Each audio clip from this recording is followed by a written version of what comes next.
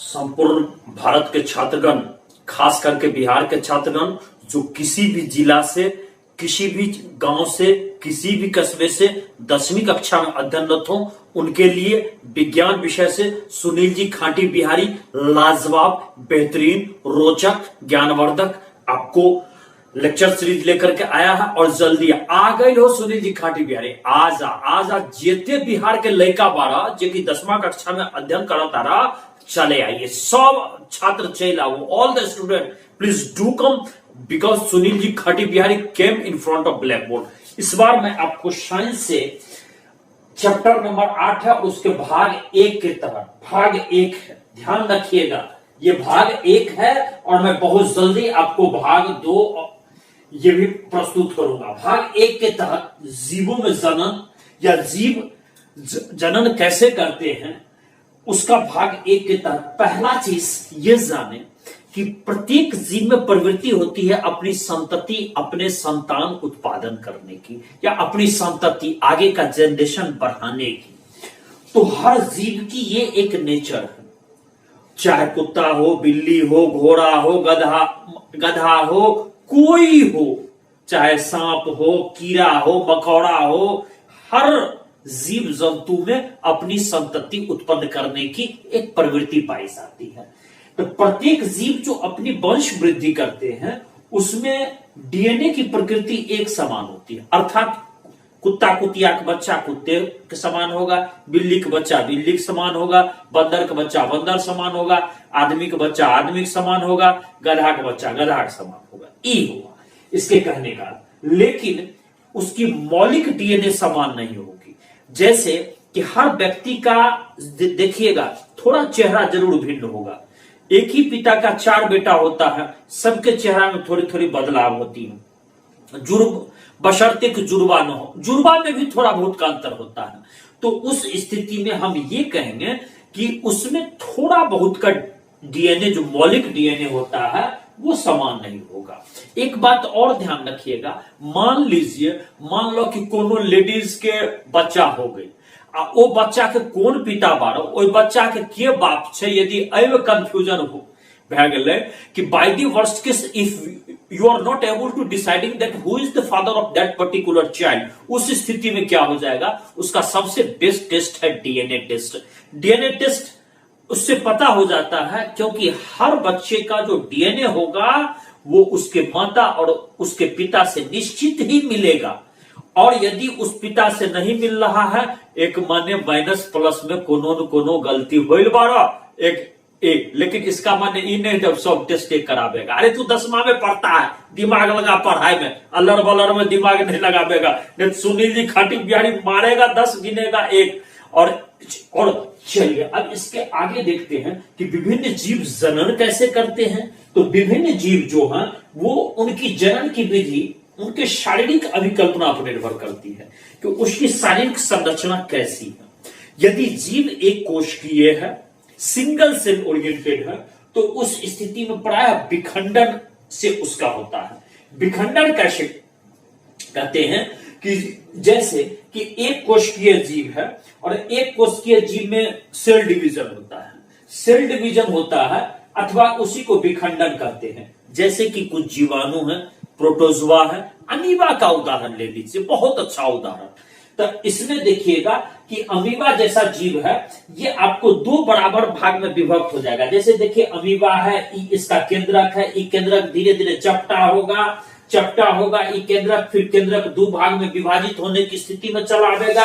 यहाँ पर देखिए 2 भाग बस बन गया, अब टूटिए पर है। ए में देखिए दोनों भाग अलग अलग होकर के स्वतंत्र हो गया, इसका भी केंद्रक है, इसका भी केंद्रक है। इस तरह से अमीबा विभाजित हो जाता है।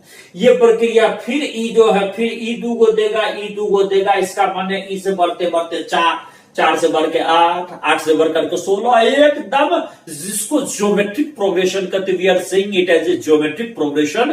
तो इसमें आपको अमीबा इसी तरह से द्विखंडन विधि से काफी बढ़ते हुए चला जाता है। लेकिन कुछ एक कोशिकीय जीव ऐसे हैं जिनकी शारीरिक संरचना जो होती है वो संगठित होती है। जैसे कि कालाजार हम लोग लेते हैं, कालाजार जानते हैं जो बिहार में एक समय में बहुत ज्यादा प्रकोप मचाया हुआ था। लोग जो बथान उथान में सोते थे ओकरा बेसीतर कालाजार हो जाता था। ये लिस्मेनिया डोनावानी के कारण भी हम लोग कहते हैं कि ये कोश का एक सिरा इसका कोरा जैसे लपटाइल लगता है, जैसे मान लीजिए लपटाइल है ठीक करके। उस स्थिति में इसका द्विखंडन जो होता है ये एक निर्धारित तल के तहत होता है। और मलेरिया परजीवी यदि आप चले आइएगा तो इसकी जो कोशिका विभाजित होती है उसमें बहुखंडन होता है, एक ही बार, द्विखंडन नहीं, हाथ हाथ नहीं, अलग अलग खंड में वो बढ़ते रहता है। तो बढ़ते रहता है मलेरिया परजीवी, जिसको जो आप बीमारी के संदर्भ में जो है सो पढ़िएगा बाद में उसको बतलाया जाएगा। तो ये देख रहे हैं कि सरल संरचना वाले बहुकोशिकीय जीव में जनन सरल विधि से कार्य करती है, लेकिन जब बहुकोशिकीय जीव के बारे में इस सत्य नहीं है। अब बहुकोशिकीय जीव में क्या है कि उसमें जो सेल होता है वो सेल हर अंग के लिए अलग अलग संगठित होकर के उत्तक बनाता है, और उत्तक फिर संगठित होकर के अंग के रूप में तैयार होता है। जैसे हाथ के लिए सेल अलग है, नाक के लिए अलग है, गाल के लिए अलग है, सिर के लिए अलग है, सब के लिए सेल, उसका कार्य अपना अपना अलग अलग प्रोसेस है। अब वही में तो द्विखंडन तो हो नहीं सकता है, वही में संभव भी नहीं है। तो उस स्थिति में क्या होता है कि कोशिका दर कोशिका विभाजन कहिएगा ये वहां संभव नहीं है, अव्यवहारिक है। तो उस स्थिति में आता है कि आपका बहुकोशिकीय जीव में जनन जटिल होती है, मींस कि उसका जो जनन होता है वो कॉम्प्लेक्स होता है। अब आइए तो उसमें सबसे पहले हम लोग देखते हैं कैसे करते हैं। तो पुनर्जनन, आइए पुनर्जनन माने दोबारा से पैदा लेना, पुनर्जनन। अब ये क्या होता है कि जैसे मान लीजिए ई एगो आप देख रहे हैं, ये 3 भाग में बट गया, ये अलग अलग भाग से डिफ्रेगमेंटेड हो गया, फिर ई भाग जो है सो फिर अपना जैसे मान लीजिए आप गुलाब का फूल देखे हुआ तो अथी काट दीजिए, डार जकरा कहते हैं, या डार नहीं बल्कि उसका एक डंठल काट करके रोक दीजिए, गुलाब का फूल हो जाएगा। उसी तरह इसमें है, जैसे हाइड्रा का उदाहरण लेते हैं, इसको 3 भाग में खंडित कर दिए, ये 3 भाग थोड़ा सा फिर अपना विकसित होकर के, और देखिएगा ये प्रारूप लेने लगता है, फिर आगे जाकर के पूर्ण रूप में ये विकसित हो जाता है। जबकि ये जो हाइड्रा देख रहे हैं ये 3 भाग में यहां विभाजित हो रही है, अभी इसका पूर्ण रूप से जनन नहीं हुआ है। फिर देखिएगा ये थोड़ा सा विकसित हुआ है, यहां आकर के पूर्ण विकसित हो जाता है, जबकि इसी का 3 भाग डिफ्रेगमेंटेड हुआ है। तो पूर्ण रूप में विभेदित जीव जो होते हैं वो अपने कायिक भाग, कायिक मीन्स कहते हैं शरीर, ये शरीर से नए जीव का निर्माण करता है, और ये छत विचत हो जाता है। छत विचत माने होता है कि इसमें पार्ट पार्ट में अलग हो जाना। अब पार्ट पार्ट में अलग हो करके और उसके बाद टूट टूट करके पार्ट बन जाता है, और उसके बाद वो वृद्धि करके नया टुकड़ा नया जीव के रूप में निर्मित हो जाता है। अब दूसरा है, इसको कहते हैं मुकुलन। मुकुलन क्या है ये भी आपको, अच्छा उसमें देखिए कि जैसे पूर्ण जनन का उदाहरण है हाइड्रा और प्लेनेरियम।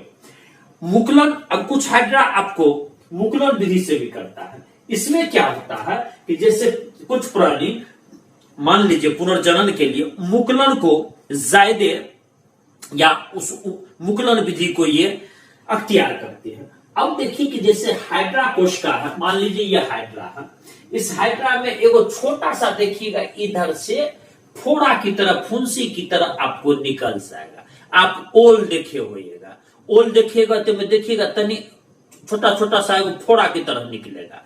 आप तो उसमें देखिएगा, जैसे मान लीजिए कि आप ओल देखे होइएगा या आलू देखिएगा तो देखिएगा जो फोड़ा की तरह। हालांकि हम यहाँ पर इसके उदाहरण में हम आलू को नहीं मानेंगे, लेकिन हम एक आपको समझाएं कि कैसे फोड़ा के रूप में ये निकलता है।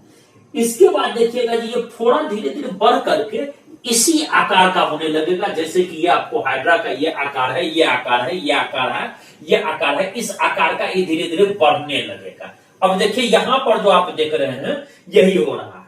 इसके बाद अंत में जाकर के जो आप ये रूप देख रहे हैं, ये रूप फिर यहां बन जाता है, और बाद में ये आपको विखंड एक नया रूप बन जाएगा, एक नया रूप बन जाता है हाइड्रा का। इसको मुकुलन कहते हैं। इसमें क्या होता है कि इसके मूल शरीर में एक छोटा सा उभार, जिसको हम अभी कह रहे थे फोड़ा फुंसी की तरह, ये उभार होता है। ये धीरे धीरे वृद्धि करने लगता है, धीरे धीरे आगे बढ़ने लगता है, और ये जब बड़ा हो जाता है, ये नन्हे जीव में ये आपको बदल जाता है, और नन्हे जीव में बदल जाता है और फिर पूर्ण विकसित होकर के और जनक से अलग होकर के ये स्वतंत्र जीव के रूप में अपना स्थान पाए कि या स्वतंत्र ये अपना अस्तित्व प्राप्त कर लेता है। इस तरह से ये मुकुलन विधि। अभी मैंने आपको जीव जनन कैसे करते हैं चैप्टर 8 का सिर्फ भाग 1 प्रस्तुत किया है। बहुत जल्दी आपको दूसरा भाग भी प्रस्तुत करूंगा। अब जल्दी से बोल रहा हूं मैं, सवा दिन सेवा और तोरे हम पूछ रहे हैं आरती आगित्या सवाजो, जल्दी बतला कि जीव का जनन अमीबा कैसे करता है। अमीबा द्विखंडन विधि से करता है। बिल्कुल सही जवाब, बिल्कुल सही जवाब। अच्छा, एक कोशिकीय जीव किस तरह से करते हैं, जल्दी बोल रमेश माथुर से पूछ रहे। हाँ, वो द्विखंडन विधि से करते हैं और बहुखंडन विधि से भी करते हैं।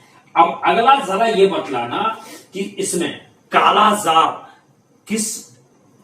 किसके कारण होता है, तो लेशमैनिया डोनावानी के कारण। अच्छा, अब अगला ये बतलाओ कि मलेरिया जो होता है ये अपना कैसे जनन करता है, तो बहुखंडन विधि से। बिल्कुल सही जवाब। अब ये बतलाओ कि जैसे जैसे प्राणी बड़ा होगा तो उसमें कैसे होता है, तो उसमें स्वाभाविक है कि कोशिका विभाजन नहीं होगा।